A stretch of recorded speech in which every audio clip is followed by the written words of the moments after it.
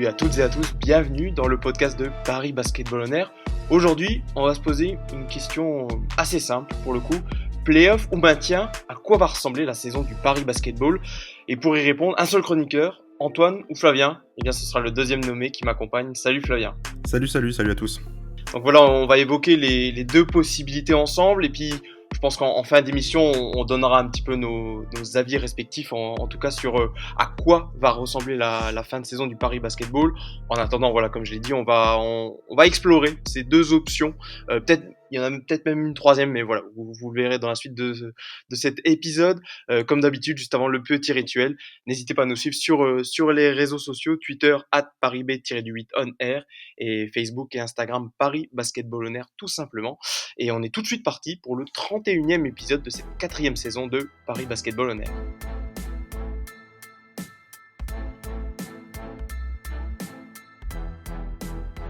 Bonjour à tous, c'est Ismaël Kabagaté du Paris Basketball et aujourd'hui vous écoutez Paris Basketball On Air.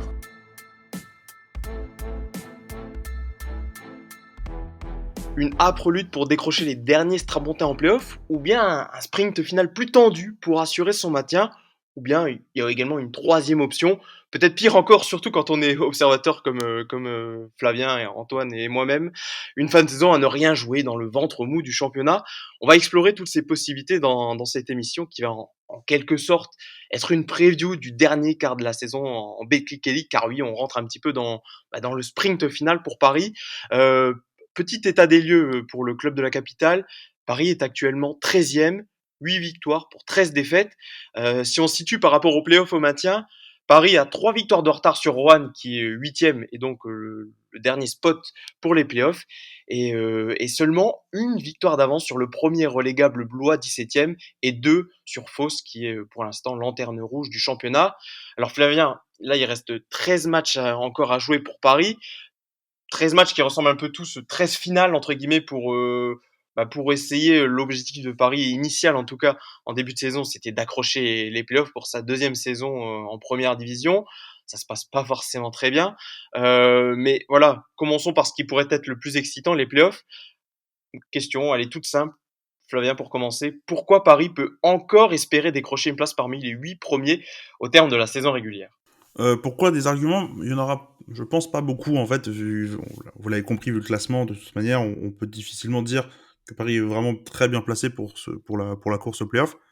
Cependant, pour moi, il y a un argument déjà numéro un qui est le calendrier parisien, en tout cas en championnat, parce que il y a des matchs encore en Betclic qui vont un peu corser le tout, mais le calendrier, Paris a déjà joué Lasvel, Paris a déjà joué Monaco, Paris a déjà joué Dijon dans les matchs aller-retour. Donc on ne recroisera pas le destin de ces trois équipes. Et déjà, tu te dis que tu vas aborder là ce sprint final de 13 matchs avec un calendrier plus ouvert. Tu vas affronter globalement que des adversaires directs pour soit les playoffs, soit le maintien, en fonction des victoires ou des défaites que tu vas petit à petit engranger au fil du mois de mars. Et c'est vrai que ce calendrier pour Paris a ce gros avantage. Moi, je vois à peu près que ça, en fait, comme argument pour les playoffs, parce que tu l'as dit, il y a 3 victoires de retard déjà sur la 8e place de Rouen, qui est avec 11 victoires et 10 défaites. Maintenant, 3 victoires, c'est pas grand-chose. Le problème, c'est qu'il va falloir très vite engranger des victoires. Et c'est là-dessus où moi, j'ai un peu de doute vis-à-vis du Paris Basketball pour là, le mois de mars. Mais en tout cas, c'est vrai que si on fait un peu l'état des lieux, c'est vrai que le calendrier est vraiment le plus avantageux peut-être de tout ce qui reste pour les autres équipes du championnat.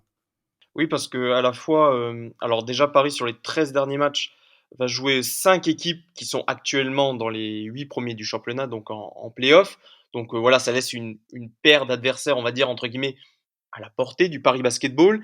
Et en plus de cela, Paris va jouer notamment des adversaires directs, surtout dès le début là, du mois de mars.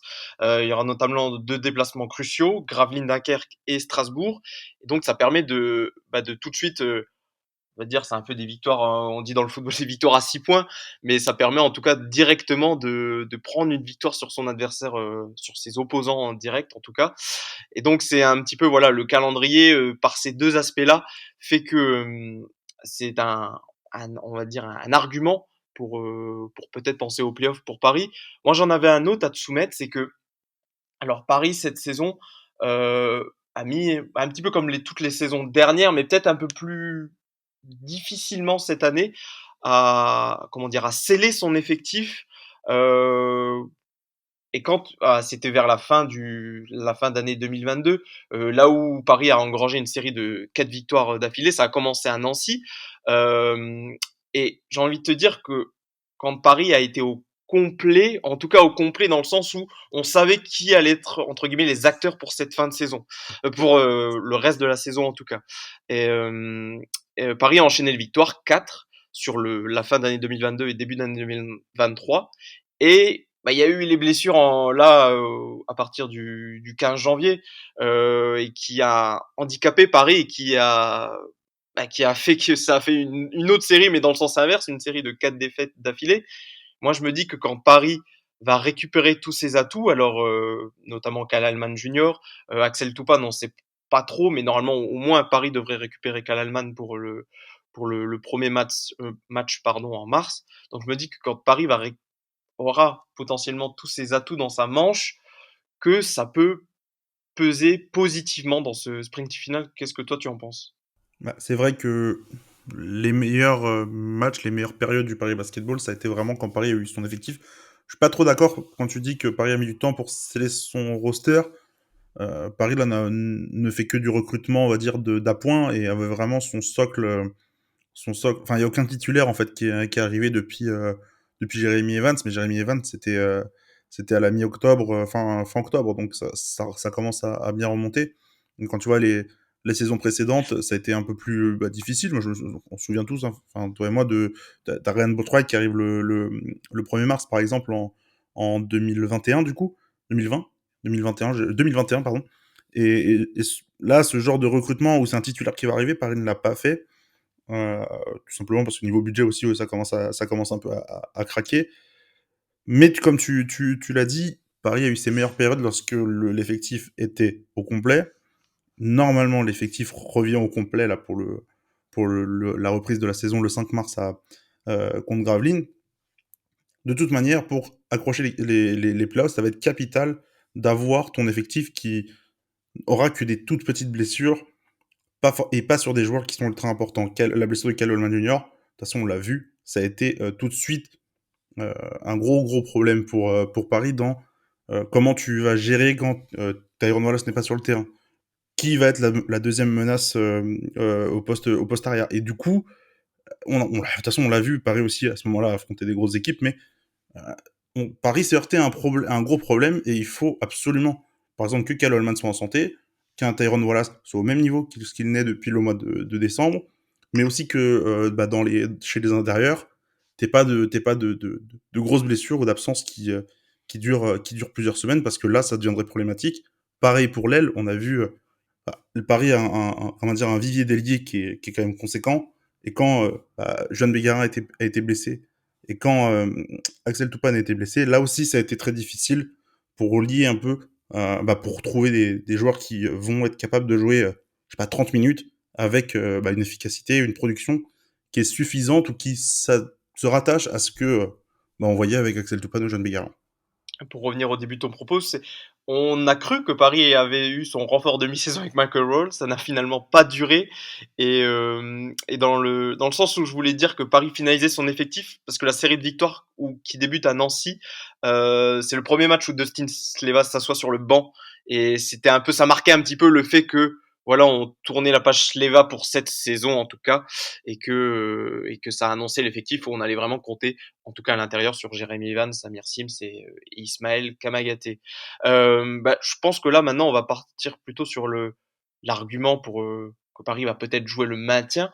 Qu'est-ce qui fait que pour toi, voilà, Paris n'aura pas les armes, en tout cas sur cette fin de saison, pour disputer les playoffs et va plutôt devoir se concentrer sur ce qui se passe derrière lui? Déjà, pour commencer, ce qui se passe derrière lui, c'est pas forcément ce qui se passe derrière, mais c'est ce qui se passe autour, parce que Paris, avec ses 8 victoires, n'est que 13e, à une victoire d'avance sur le 17e qui est Blois, à 2 victoires d'avance sur Fos qui est dernier. Donc déjà, en fait, c'est même pas derrière, c'est les équipes qui sont à côté de toi déjà. T'es plus loin techniquement Oui, aujourd'hui. au final, on parle de playoffs pour Paris, pour les autres clubs, alors qu'ils sont au même bilan que Paris, ils n'en parlent pas du tout. On en parle juste pour Paris parce que c'était l'objectif du club en fin de saison et Paris n'a pas l'effectif pour jouer le maintien. C'est bien ça. C'est ça, parce que l'effectif et les ambitions du début de saison, c'était les playoffs. Et honnêtement, c'est vrai que quand tu vois un peu les effectifs autour, en tout cas du début de saison, normalement Paris doit être beaucoup plus haut. Mais c'est vrai que la saison est pas bonne tout simplement en championnat et faut le reconnaître pour l'instant. Après 21 journées, la saison elle est ratée. Donc là aujourd'hui, t'es plus proche de la dernière place que des playoffs. Ça c'est la vérité du terrain qui est celle de cette trêve internationale. Pourquoi il faut aussi regarder le maintien? Tout simplement parce que les playoffs, on l'a dit, voilà, il faudra l'effectif en santé, mais il faut aussi l'admettre, Paris n'a jamais eu son effectif en santé. Globalement, tout le monde, enfin, il y a toujours eu une petite blessure ici et là, alors pas forcément que des joueurs, que des titulaires, etc.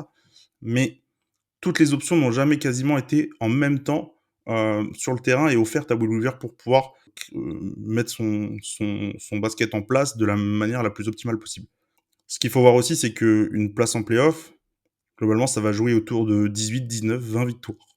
Et 19, 18, 20 victoires, ça va revenir à gagner entre 10 et 12 matchs sur les 13 derniers qui restent. Ce qui, je vais pas vous mentir, moi je n'y crois aucunement, jamais de la vie. Donc, très sincèrement, moi je vois plus Paris jouer le maintien aussi pour une raison, c'est qu'il y a une situation en Eurocup qui est vraiment excellente. Le club, en tout cas, a besoin de ce rayonnement aussi, de montrer qu'il est à la hauteur de la compétition européenne pour laquelle il a été sélectionné l'été dernier. Toute la fin de saison régulière se joue en plus au moment, là, au mois de mars, il y a 4 matchs qui sont calés entre des déplacements. Il y a 4 déplacements sur 5 en championnat au mois de mars. Et il y a des matchs d'Eurocup entre temps avec des longs déplacements. Il y a Hambourg et il y a un déplacement en Grèce à Patras. Pour moi, il y a trop d'éléments qui me font dire que cette équipe, je pense qu'à la mi-mars, on aura déjà oublié l'idée de playoff en fait. Après les déplacements à Gravelines, Dunkerque et Strasbourg, directement après ces deux matchs-là, s'il y a en tout cas des mauvais résultats au bout. De toute manière, tu l'as dit, hein, c'est vrai que Strasbourg et Gravelines, c'est des équipes qui sont déjà à 2 victoires de plus que Paris, donc c'est des victoires déjà impériales si tu as envie de faire des playoffs. Gravelines, c'est une des meilleures équipes à domicile, on va se déplacer là-bas. C'est une équipe qui n'a perdu qu'une fois en 10 matchs. Déjà, donc tu arrives dans une forteresse plutôt sécurisée. Tu vas aller jouer à Strasbourg, qui pareil est beaucoup plus à l'aise à domicile qu'à l'extérieur. C'est des équipes, certes, tu les as battues en première partie de saison, mais il faut pas oublier que Gravelines, c'est un peu un exploit, et Strasbourg passe complètement à côté de son match. À un moment, je vois pas comment, si tu perds ces deux matchs, donc tu serais à 8 victoires et 15 défaites, tu aurais au moins 3 ou 4 victoires de retard sur les playoffs avec 11 matchs à jouer. Moi, je vois pas comment c'est possible de rattraper ça. Voilà, on a un peu fait le bilan comptable, on joue un petit peu avec les mathématiques. Passons peut-être un petit peu au terrain cet aspect du maintien. Moi, je sais pas si tu es forcément d'accord avec ça, mais je trouve aussi que Paris, moi j'ai du mal encore à savoir quel est le véritable visage de cette équipe. J'entends par là, oui, on sait que Paris est une équipe qui joue vite, qui prend énormément de 3 points, mais je parle plutôt peut-être dans le socle de jeu de cette équipe. Parfois, d'un match à l'autre, je trouve que justement, je ne retrouve pas la même chose d'une rencontre à une autre, et ça me dérange un petit peu, qu'il n'y ait pas un petit peu cette sorte de, on va dire que quand, par exemple, les individualités ne répondent pas au rendez-vous, ou qu'il y a un petit peu moins d'adresse un soir, ben, je trouve que Paris n'arrive pas à s'appuyer sur des choses qui peuvent reproduire match après match. Et là, j'en viens un petit peu là au coaching, et j'en fais la comparaison par exemple avec une équipe comme Le Mans qu'on a pu voir à la Leaders Cup. Le Mans qui là depuis plusieurs semaines est perturbé par de nombreuses blessures. Et j'en parle parce que je les ai également vus à Nancy où ils sont venus avec, je crois qu'ils avaient 5 professionnels en Coupe de France. Et sinon le reste c'était que des espoirs ou de très jeunes joueurs. Et en fait, eh ben, je trouve qu'eux, ils ont un fond de jeu qui fait que tu as un petit peu n'importe quel joueur qui vient s'insérer dans ce collectif, que ça marchera, alors à des taux moindres, parce que c'est sûr, le talent des joueurs fait que. Mais je trouve que à Paris, par exemple, dès qu'il y a plus, bah voilà, on le disait, Kyle Holman, eh ben, c'est un petit peu, il y a un petit peu plus de solution. Est-ce que tu es d'accord déjà avec ça? Et est-ce que pour toi, après maintenant une vingtaine de matchs, on sait véritablement quel est le visage de Paris cette année? Alors oui, pour répondre à ta première question, quand il n'y a plus Kyle Holman, évidemment que l'équipe change, mais en fait, c'est comme si tu retires Nando De Colo à Lasvel, c'est comme si tu vas retirer, enfin, si tu vas retirer le meilleur joueur ou le meilleur manière de ballon d'une équipe, quelle qu'elle soit dans du championnat, en fait, sa qualité va forcément baisser, quel que soit le remplaçant, en fait. Alors, on a essayé de le remplacer, ça n'a pas été très, très concluant avec Michael Roll. Moi, j'ai envie de te dire que, en fait, cette équipe, je pense qu'on la connaît, on sait comment elle joue maintenant parce que on l'a pas juste vu 21 matchs de championnat, on l'a vu 21 matchs de championnat, puis on l'a vu 14 matchs en Eurocup, puis on l'a vu 2 matchs en Coupe de France, plus les matchs amicaux, les pré-saisons, etc. Mais on va pas trop parler on va pas trop les rentrer dedans, mais il y a un style de jeu, il y a un parti pris assez évident de l'équipe, mais en fait c'est souvent dans le plan de jeu adverse qu'on retrouve, enfin l'adaptabilité au plan de jeu adverse, qu'on retrouve soit des facilités, soit des difficultés. Paris extrêmement athlétique. On va dire que c'est ça, je pense, en tout cas pour moi, la force numéro un du Paris Basketball cette saison.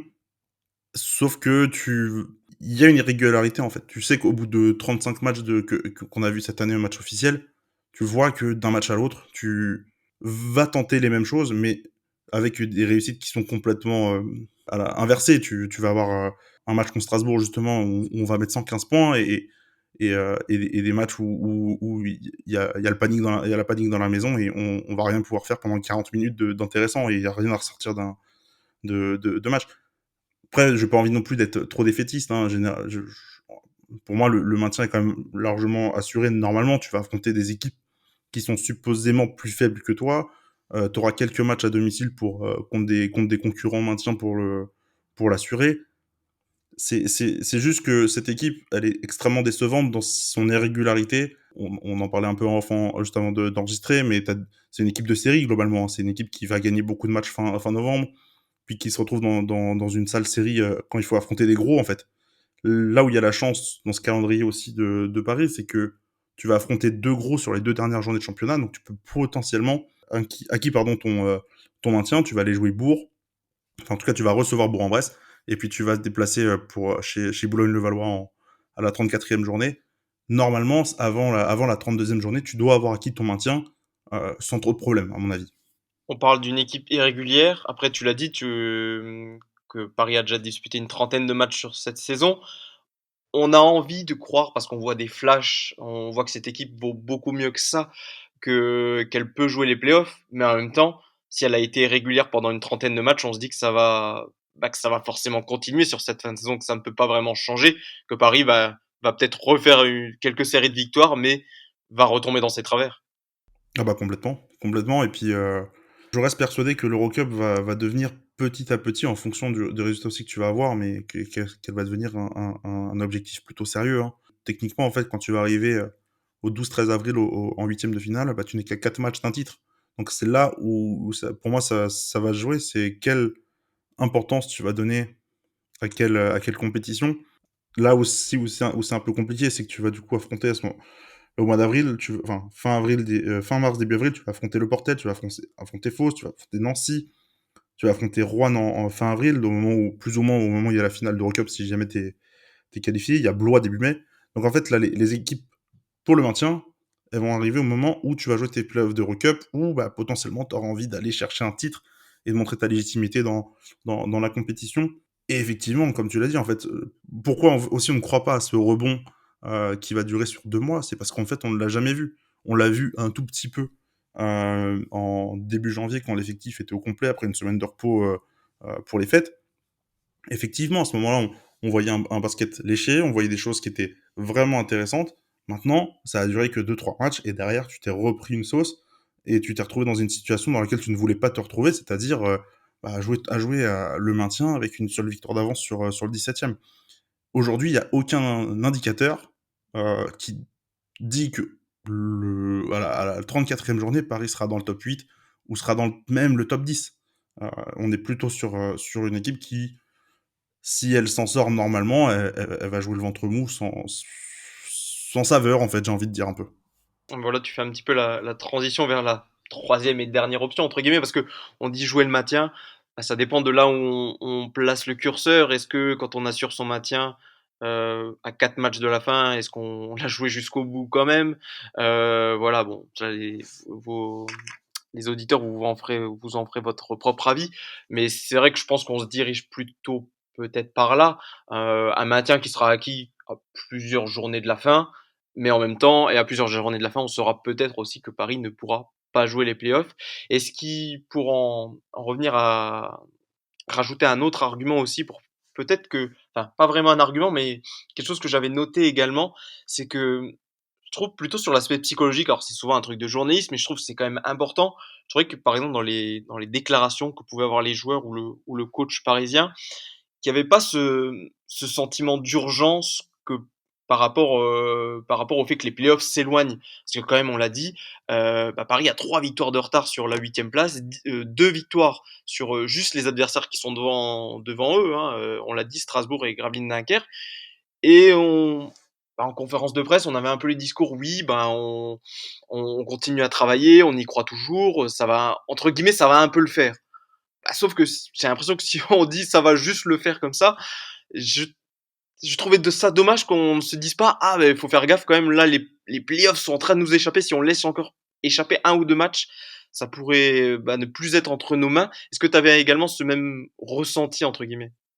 Ouais, carrément, en fait. Dans le discours, c'est vrai qu'on il y a jamais eu d'urgence et en fait, le seul, en fait, qui a parlé d'urgence une seule fois dans la saison, ça va être marrant parce qu'il est plus plus dans l'effectif, mais c'est de Sinsleva, c'était après un match d'Eurocup et c'était au mois de novembre, je crois. Mois de novembre ou décembre et au moment où Paris commence un peu à plonger et c'est le seul, en fait, qui, à un moment donné depuis le début de saison, a dit: «Il y a urgence» parce que enfin, le club est censé avoir des objectifs qui sont beaucoup plus élevés que cela. Et que ce soit en termes d'objectifs, mais juste en termes d'attente, le club est loin de ce qu'il imaginait. Alors effectivement, en Eurocup, c'est très bien, mais on l'a quand même mentionné plusieurs fois. On est assez surpris du niveau faiblard en fait de la compétition. Beaucoup d'équipes qui sont quand même vraiment mauvaises. C'est vrai que match après match, il y a cette idée de se dire, ouais, si on fait ça, ça va marcher. Si on a ça, ça va marcher.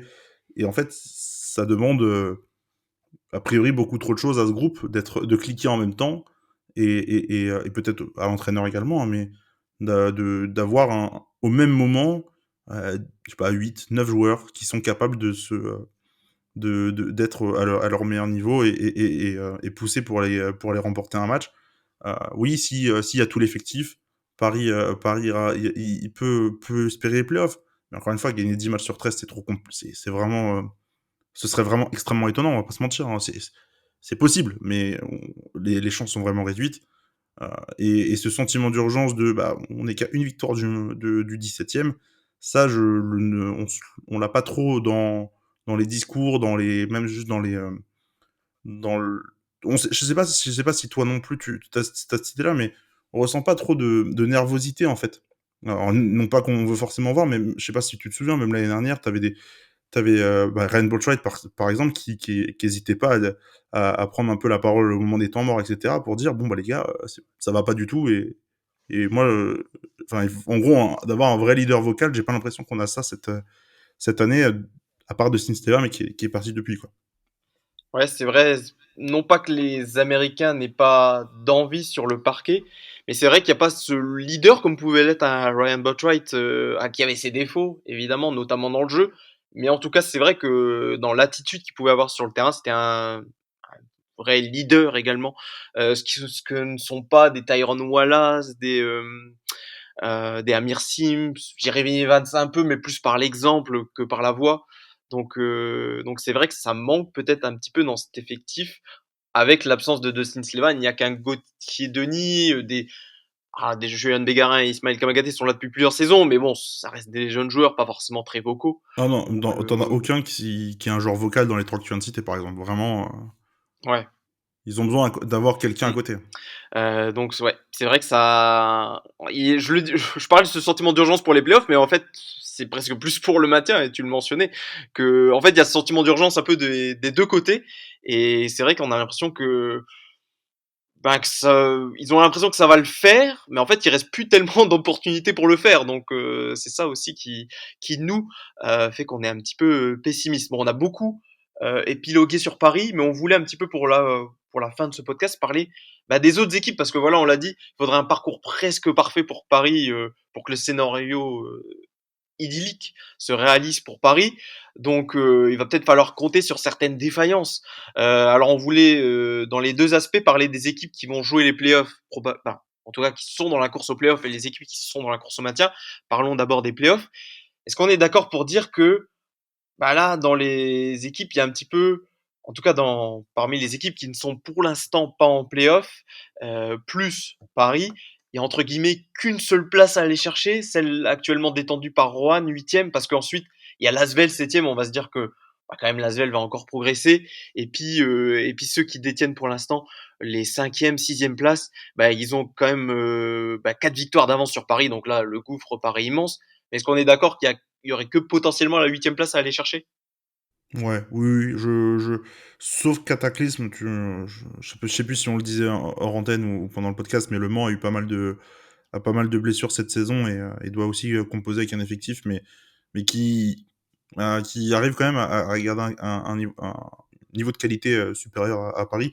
C'est vrai que globalement, on voit que cette 8e place actuellement de la chorale de Rouen qui semble en tout cas être la plus indécise. Bon, à Villeurbanne, maintenant qu'en plus il y a eu la Leaders Cup peut-être pour se redonner un peu de boost, ça va peut-être remonter au classement. Normalement, en tout cas, ça va remonter au classement. Bourg-en-Bresse est une excellente équipe cette saison, que ce soit en championnat ou en Eurocup. C'est un peu la saison de Bourg, justement, c'est un peu la saison que Paris aurait rêvé faire. Et du coup, c'est vrai que la 8e place, il n'y aura que elle qui sera vraiment accessible. Sauf que voilà, aujourd'hui, il y a 4 équipes qui sont, je trouve, euh, pour l'instant dans cette course. On va dire que c'est Rouen qui est 8e, c'est Limoges, c'est Gravelines et c'est Strasbourg. Toutes ces équipes ont entre 3 victoires pour Rouen et 2 victoires d'avance sur Nanterre et Paris et tout ce groupe-là à 8 victoires. Donc il y a déjà une cassure avec vraiment ceux qui jouent le maintien. Et moi je trouve en tout cas que ces 4 équipes n'ont pas forcément des têtes de playoffables, toutes, mais en tout cas sont les mieux placées aujourd'hui pour le faire. Sont dans des dynamiques qui sont, en tout cas pas forcément pour Limoges, mais qui ont de quoi espérer avoir cette 8e place. Et tu sais jamais si un gros avec des blessures retomberait pas plus bas au classement. En tout cas, c'est vrai que pour Paris, s'il y a une place à aller chercher de toute manière, ça sera que la 8e, il n'y aura pas plus haut. Ouais, peut-être dans ces 4 équipes, il y a Limoges qu'on peut peut-être sortir, qui sont sur une très très mauvaise passe.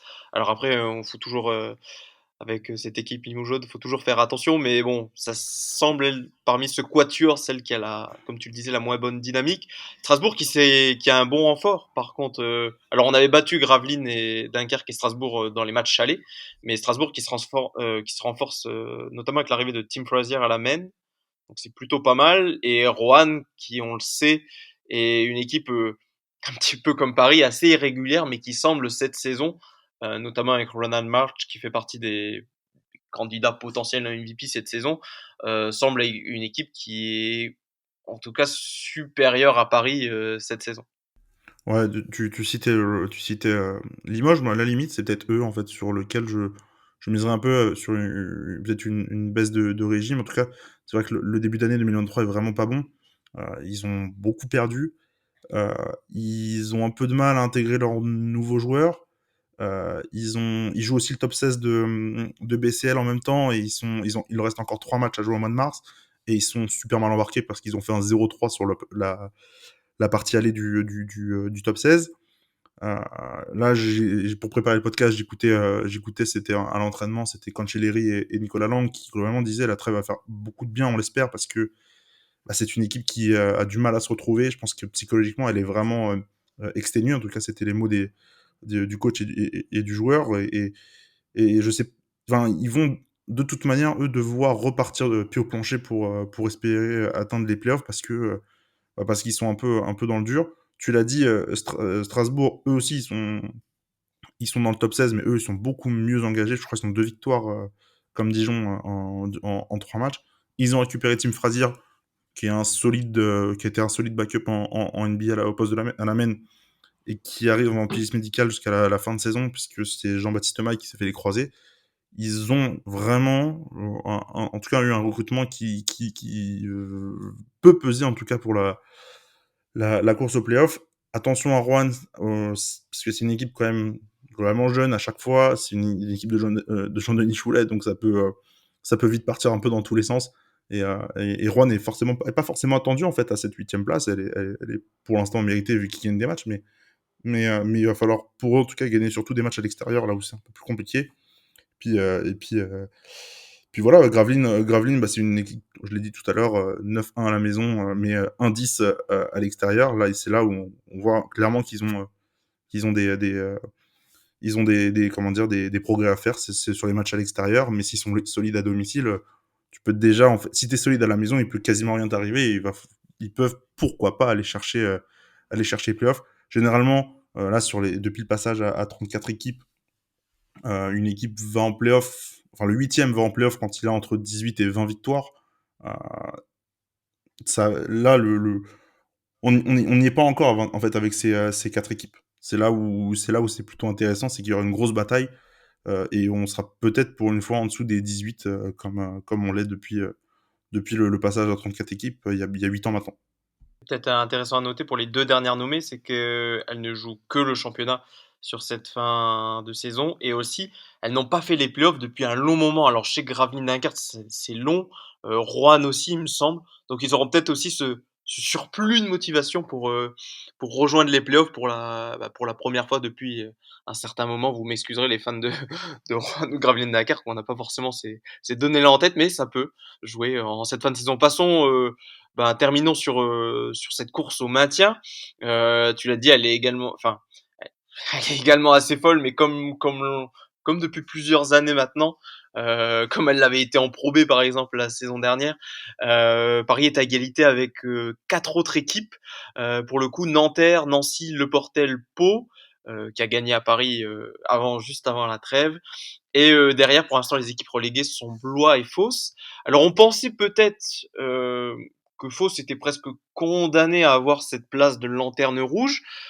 Mais au final, on se dirait qu'il y a peut-être deux mauvaises places pour cette course au maintien, vu que Fos n'est au final pas tant largué que ça, et qu'en plus, ils se sont renforcés. Est-ce que voilà, il faut faire gaffe, ne pas condamner Fos trop vite, Flavien?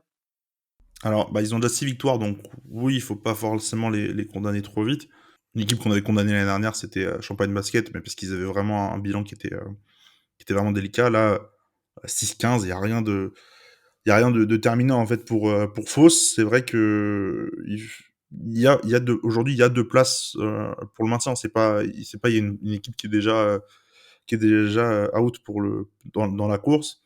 En fait, Fos a pu recruter un petit peu ici et là pendant le mois de janvier-février parce ils ont eu des blessés, il y a eu des ajustements, il y a eu Rudy de Meisbalou qui est arrivé, maintenant qui est passé au Portel. Ils ont côté Frank Gaines là pendant la trêve. On voit en fait qu'ils essayent des choses. Je pense que le club croit au maintien en fait. C'est surtout ça. Ils mettent ils mettent les moyens parce qu'ils, comme l'an dernier, ils croient qu'ils vont pouvoir se maintenir, ce qui est faisable évidemment. Parce que l'an dernier, faut pas oublier, ils terminent 16e avec 12 victoires. Hein. Donc tu te dis bon, techniquement, tu fais un 6 tu fais 6 victoires sur les 13 prochains matchs, c'est même pas un bilan positif et tu pourrais quand même te maintenir. C'est faisable. Blois, on avait loué le début de saison qui était vraiment incroyable. Hein. Je crois ils étaient en 5-1 ou 4-1 en début de. Ouais, puis il y avait des victoires spectaculaires contre l'Asvel, par Bah, exemple, contre Lasvel, sur même un petit peu. contre Paris à Paris, Mhm. ça avait été une grosse surprise.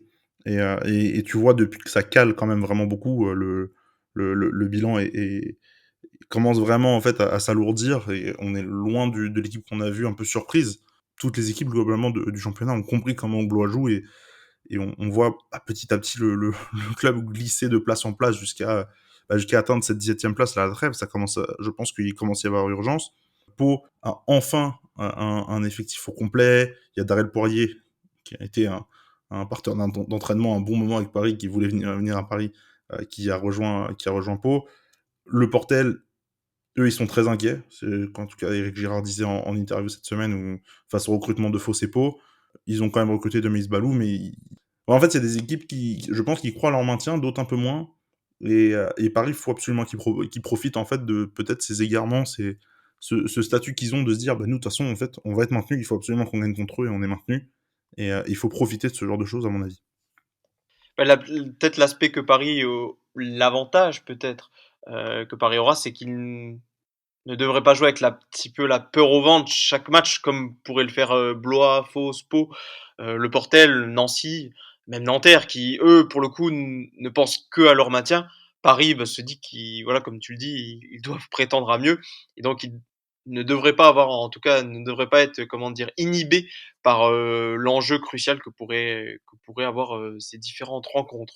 Ben écoute, je crois qu'on va pouvoir se laisser là-dessus. On trouvait intéressant voilà de parler un petit peu des autres équipes pour le coup. On ne le fait que rarement sur les débriefs de match, mais donc à chaque fois une équipe à chaque fois. Donc on trouvait intéressant. Dites-nous si ça vous a plu qu'on parle un petit peu de ces autres équipes du championnat. On sait voilà, vous avez vu que Flavien a potassé les interviews des différentes équipes du championnat. Cette fois-ci, Donc j'ai fait mes devoirs. voilà, excellent. Non, mais voilà, on parlera plus souvent des autres. Je vois que tu es peut-être plus enclin à parler des adversaires de Paris que du club de la capitale lui-même. Donc, ce serait peut-être un élément à prendre en compte pour la suite des podcasts. Mais voilà, c'est là-dessus qu'on va se quitter. Peut-être un petit pronostic, playoff, maintien, ventre mou. Qu'est-ce que va jouer Paris selon toi? Ventre mou. Voilà. De toute façon, je suis le pessimiste de l'équipe, à mon avis, mais playoff pour moi inatteignable.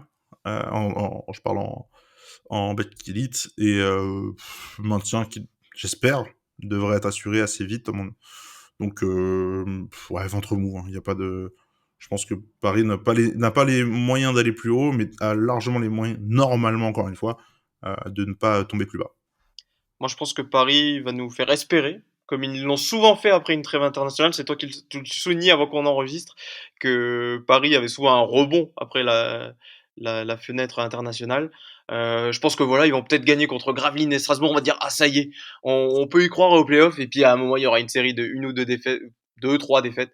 Et voilà, on se dira que qu'au final, c'est inatteignable. Donc en même temps, il y aura un matelas pour le maintien et du coup, Paris va un peu finir dans ce ventre mou qui, franchement, j'espère presque qu'ils joueront le maintien parce que sinon nos derniers débriefs de match vont être un peu ennuyeux, on va dire, s'il n'y a plus tellement d'enjeux. On pourra peut-être se rattraper avec l'Eurocup, peut-être, heureusement. Mais bon, on verra ça, ce sera plutôt... on aura la réponse, en tout cas, je pense, assez rapidement dans les prochaines semaines, en tout cas pour ce que jouera Paris dans ce championnat de France pour cette saison 2022-2023. En attendant, bah voilà. Merci Flavien d'avoir été avec moi pour ce podcast. On vous invite, dites-nous vous dans les commentaires, que ce soit sur les réseaux sociaux ou sur YouTube par exemple, ce que Paris va jouer en cette fin de saison et donner un petit peu des arguments. On se fera un plaisir d'échanger avec vous. Et puis nous, la prochaine fois qu'on se retrouvera, ce sera pour le débrief du match à Gravelines. Est-ce que Paris sera la deuxième? Vas-y. Équipe de France, équipe de France. Il y a un petit truc On aura un important. petit truc équipe de France, c'est vrai. Et même équipe bosnienne avec Amar Gigic. Voilà, mais tu fais bien de me le rappeler. Mais sinon ensuite pour le championnat, on se retrouvera pour un débrief du match face à Gravelines. Est-ce que Paris sera la deuxième équipe à vaincre les Maritimes dans Sportica? Eh ben la réponse dans un peu plus d'une semaine maintenant. Et voilà, merci Flavien. Et puis on se dit à très vite. Bye bye. Ciao!